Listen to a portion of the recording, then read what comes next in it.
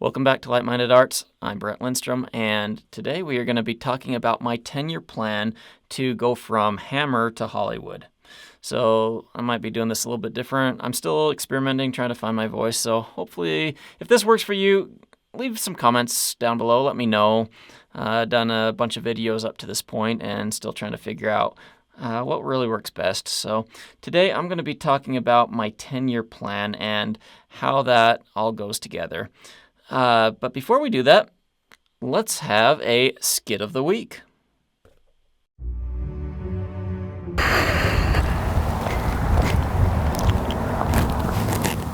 What is this?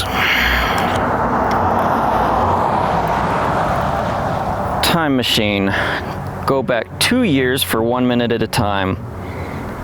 Yeah, right, whatever.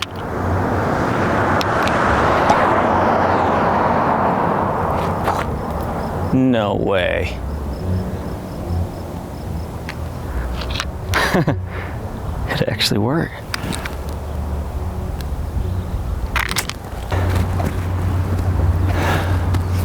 All right, here goes nothing.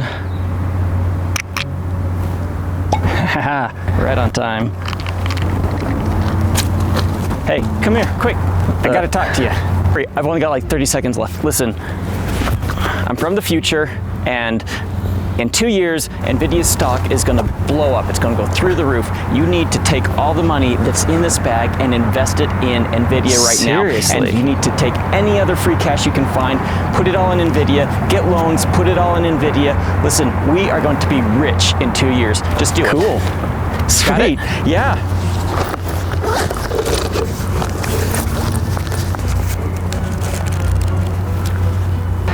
Dude, no. Go. Do it today. Right. Do it now. Oh, watch out! Oh, crap.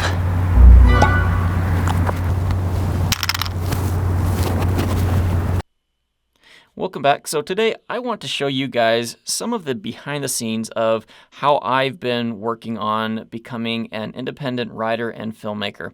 So to do that, you probably need to understand a little bit of context where I came from, where I am today, just so that you can get a good feel of, hey, should I trust this guy? Does he know what he's talking about?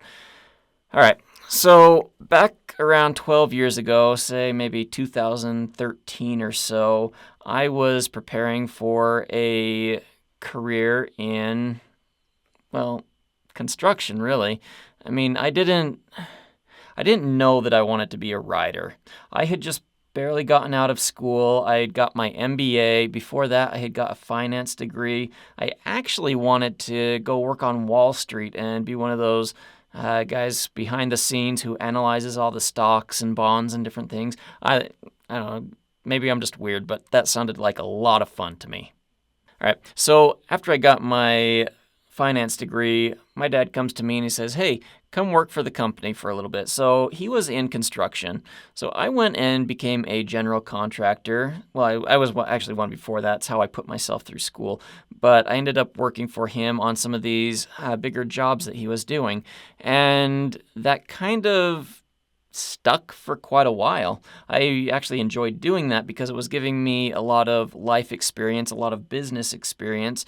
You know, when your family is the owner of a company, it really helps you to get involved in that company, kind of a behind-the-scenes look at everything. And that, I figured, would be really helpful. I've still planned on going to work for Wall Street, but that was down the road a little bit. I still wanted to get my MBA. So while I was working at that company, I got my MBA. And right as I was finishing that up, I met my wife.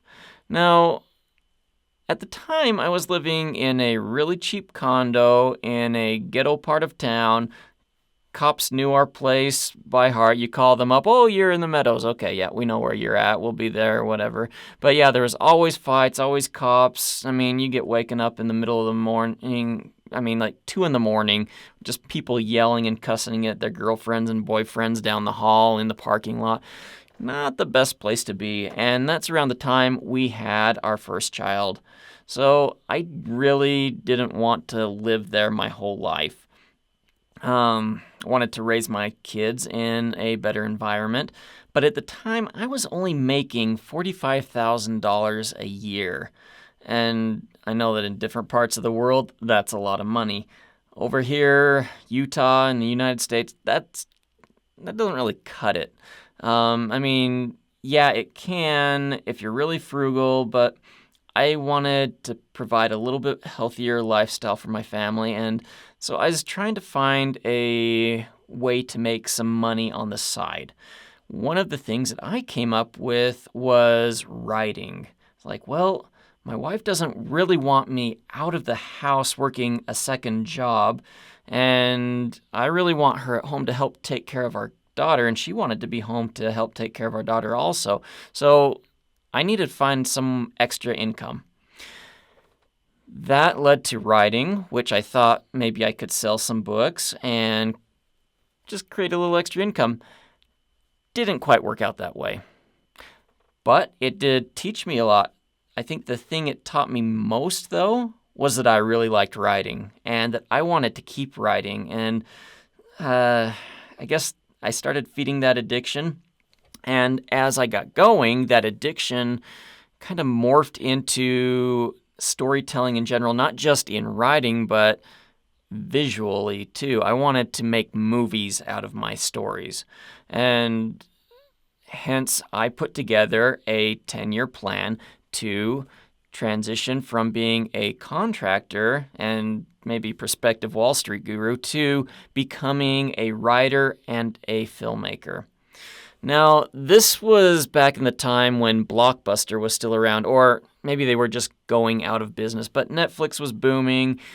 It didn't seem like the film industry was in too much of dire straits.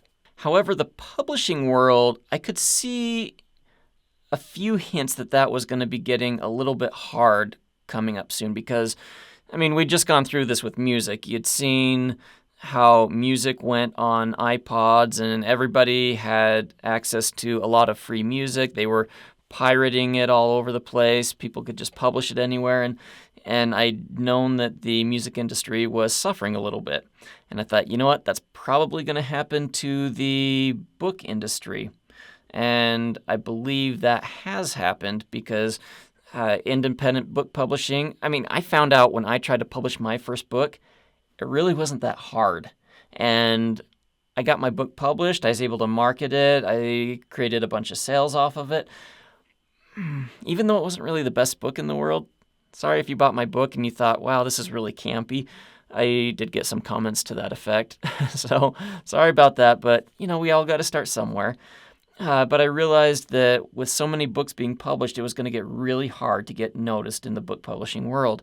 And I don't know if a little piece of me thought, well, the film industry might be the same way for independent film. And I was right. Maybe I was a little bit ahead of my time on that. I don't really know. But it turns out that, 10, 12, however many years we are down the road now, the filmmaking world is really struggling. COVID really wiped out a lot of things going on there, and also just the ability to get a movie made now and the different places that people can fight for eyeballs. It's just so vast, it's hard to get any money out of being an independent filmmaker. So I wanted to play it safe. So my 10-year plan was not just to learn how to write better stories. It wasn't just to learn how to make better movies, which that was a very big part of it. I needed to learn how to make better stories. I didn't want people reading my books and commenting saying, yeah, it was real campy, but I got into it and it was good and I look forward to the second book. I wanted people to say, wow, this was an amazing book and I really got to read the next one. And I wanted them to share it with all their friends and say, hey, this is the next thing since Tolkien. I mean, maybe not Tolkien, but, I wanted somebody to really look at my work and enjoy it. And I didn't know the first thing about independent filmmaking. And so I thought, I need some time to put myself through film school. Now, I wasn't going to go to film school. I had to learn this all on my own. And so I put together a curriculum of finding every book that I could on the subject, things that I think that they would have you read in film school. And I watched probably, like, if you're doing the same thing, I mean, you probably watched a whole bunch of YouTube videos on this stuff. So I watched a whole lot of that too. And I felt like over the years that I was working on this, I got the equivalent of film school under my belt, and I feel like I got a good education on storytelling in general, which I use in my books now. And I knew that was going to be a big component of preparing for 10 years, but the reason I wanted to wait for a full 10 years is because I wasn't sure that I'd be able to make any money doing this. And that was, turns out, a legitimate concern. So one of the reasons this took 10 years was because I wanted to prepare financially as well. Now, there's a lot that goes into preparing financially for a career shift when you're pretty sure that the first several years of your career you might not make any money. Maybe you'll never make money in it. I mean, it's almost like you got to retire. And I know this whole FIRE thing, what is it, financially independent, retire early thing has been a kick for the last several years. And I don't buy into that. I hate it, actually, because I really like to work. I used to call myself a recovering workaholic, but I don't know if I ever really recovered from it. Granted, I do work less hours now that I'm married than I did before, but I still love to work. It's very fulfilling for me. And part of that's making money, but part of it's just finding fulfillment in working. And I'll talk more about that later. I'm not going to dive into that deep right now. So let's talk about what I wanted to do to prepare financially for this. So I gave myself 10 years. And now when I was in college, just so that you're aware, I had a goal that by the time I was 25, I wanted to be a millionaire. Didn't quite make that. Took me till I was actually 30 years old before I hit the first million. And I gotta say, when they say the first million is the hardest, they're not kidding. It really is. And for a lot of people out there, I know they're going to be listening to that and probably lose a little bit of sympathy for me. Like, oh, you made $1 million by the time you was 30? Well, I mean, most people wait their whole lives to get to that point, and I get it. And I'm not trying to demonize money. I'm not trying to make excuses for money. It was a goal I had, and I truly believe that if you have goals that you want to reach for, you can achieve them. And even if you feel like you're coming from a background where that doesn't really seem feasible, it is definitely doable. And I do plan on going into a whole lot of financial stuff later on in further episodes, so please stick around for some of that. Right now I'm just giving you a 1,000-foot overview of where I was and how I was preparing for this, so that if you're trying to do something similar, I mean, if you want to follow my approach, then great. I mean, obviously this isn't financial advice or anything like that. Don't consider it like that. But, really, this is my journey, and I'm just hoping that you can learn from my journey, maybe something that'll help you along your way. So anyhow, I needed to prepare financially. I decided that by the end of my 10 years, I needed to have $8 million. Why $8 million? And holy crap, $8 million, that's a lot of money. So first off, no, it's not that much money. The more you find out about money, the more you realize it's just kind of silly, it's fake, it's not really there. If you don't have money, it's the most important thing in the world. If you do have money, you start to realize that it's probably easier to get than you might think, but it does take a little bit of time to get to that first launching point, that first million or whatever. I think, what was it, Munger, Warren Buffett's sidekick there, I think he used to say the first 100,000 was the hardest, but once you hit that, then everything starts cascading from there. I think with inflation, it's probably more like $200,000 now. But honestly, with inflation, $1 million isn't what $1 million used to be. I mean, I built my first house after I moved out of that condo for I got the land and I built the house for $255,000. And just 10 years later, I sold it for $550,000. So you can see that, and inflation didn't go up that fast. I got a little lucky on the real estate market there, but really doubled my value of my house in 10 years. So yeah, $1 million isn't what it used to be. It doesn't go as far as it did maybe 10 years or even 20 years ago. So let's talk about why I wanted to make $8 million before I quit my job in construction. And just to be fair, my construction job, it involved some development, some real estate investing and things like that. So I will go into that, how I did that, because I do it a lot different from how most of the gurus on YouTube tell you how to do real estate investing. So we'll go into that. But first of all, let's talk about why I wanted to do 8 million. So got 8 million. And really the best way to do this is to figure out what can I do with $8 million. If we're going to play this safe, we're going to take our $8 million. Now, in the stock market, they say you can generally get between 10 and 11% interest on your money. If you're going for bonds or something safer, it's going to be less than that, 5% or less. So let's just say that we're going to play this safe. Let's say 5% is the main goal, because, I mean, if you're trying to match the S&P 500, yes, you can match it. A lot of people can't. But everybody should be able to, with a little bit of prep, make 5% a year. You can buy a bank CD and get 5% a year in many cases. So 5% a year I felt was the safest case scenario. So let's take 8,000. We're going to divide that by 5%. And what that gives us is $400,000 per year.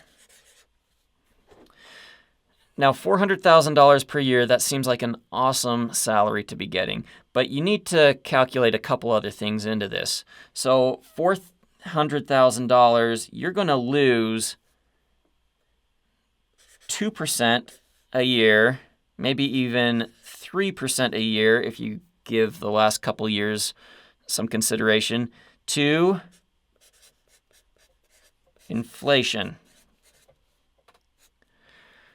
This has historically been the average, and it's going to keep on happening. There's a good chance it might even go higher, the way that the government is spending money like crazy and going into further debt. This could probably skyrocket at some point. We know it did jump up 9% or whatever a year or two ago, and they've been fighting it back down since then. But I think this is going to be a real sticky point in future years. So you need to plan on inflation, and I would probably plan on a higher inflation than a lower inflation number. Now, let's just assume it's 3% a year. So 3% a year is going to take away... Okay, so I got that wrong, actually. It is not 3% of our income. It is 3% of 8 million. And 3% of 8 million is $240,000. And that number is what will need to be reinvested back into your nest egg, because that is money that is just being taken away each year. And honestly, the next year you'll have 8,002,400, right? And then you're going to have to take that 2 to 3% off of that new number. But let's just say for that first year afterwards, you're going to be losing that much. So you need to reinvest that in so that the buying power of your original investment doesn't shrink. Okay, so now what we're going to do is we're going to subtract that from there, and we're going to get $160,000 per year after inflation. But wait, that's not all, because this money that we made on interest, we're going to have to give some of that to Uncle Sam. Now, how much is he going to take? It really depends on the tax bracket you're in. I assume that I'm going to be able to keep. Now, keep in mind, when I do this figure, I also figure in some charity donations and things because I'm a member of the Church of Jesus Christ of Latter-day Saints. I pay a 10% tithe on all my income. And I also pay my taxes, and I like to do these charity donations every now and then. I feel like giving back is a good thing. So what I'm going to do is I'm going to pretend, because this is what historically it's been for me, that I get to keep about 65% of this number after taxes, after my charitable contributions. So that means that I lose another $140,000 to tax and charity. What does that leave me with? Ouch. So 5% interest on $8 million really nets me $20,000 each year. That sucks. So what I decided to do is, at first I was thinking this would be great, but I realized very quickly that $8 million isn't going to get me where I needed to be. So I had to take that 5% and figure out how to turn that into 10%. At 10%, I could significantly increase my spending power here. So let's see what 10% looks like.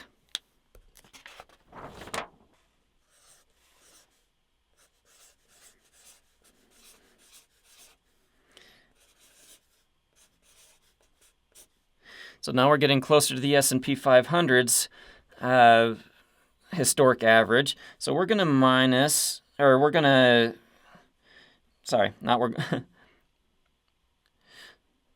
So what we're going to do is we're going to end up with 10% of that is $800,000 of income.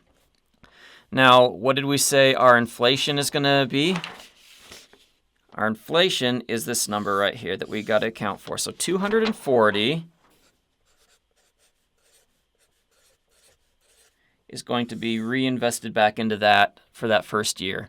And every year after that, another 2 to 3% of whatever that new nest egg number becomes will need to be reinvested back into that. But for this first year, that's going to give us, let's see, so that's going to be $560,000. Get my 5 a little more pretty there. Okay, now we're going to take this number right here, and I'm going to apply my taxes and charity number to that. So off of $800,000, I would deduct $280,000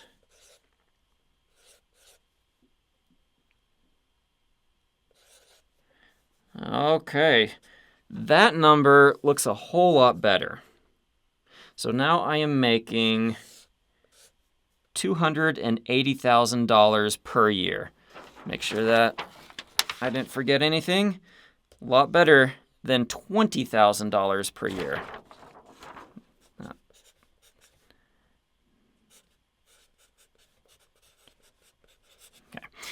All right, so of that $280,000, I need to figure in some living expenses, and that's going to probably come in somewhere close to $100,000.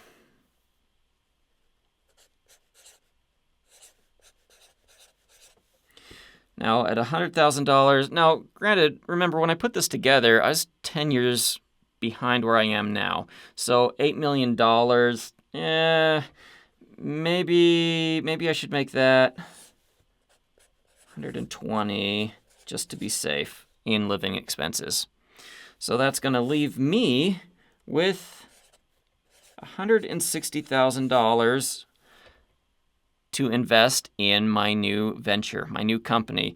$160,000 per year, at least before inflation and all that's figured in, to write my books, cover my expenses in my business, cover payroll, and to make an independent film. Now, most independent films probably range from the micro budget of around $100,000 to a really small budget of $500,000.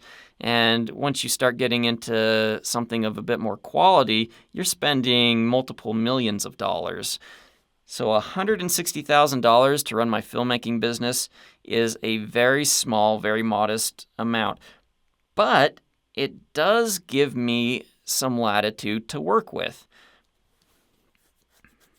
So that is why my original goal was $8 million, but I needed to learn how to consistently make 10% a year on it.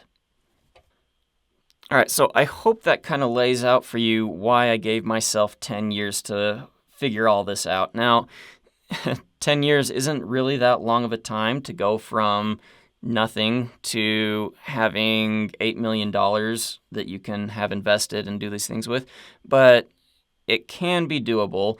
On YouTube, there's a bunch of get-rich-quick schemes and things like that. I'm going to tell you from my experience, it doesn't happen fast. It doesn't really start snowballing until you get at least that first million, and you can really start putting your money to work for you. And frankly, if you're like me, you can't quite jump into the career of your dreams until you've done some of the boring business first to get to that launching point.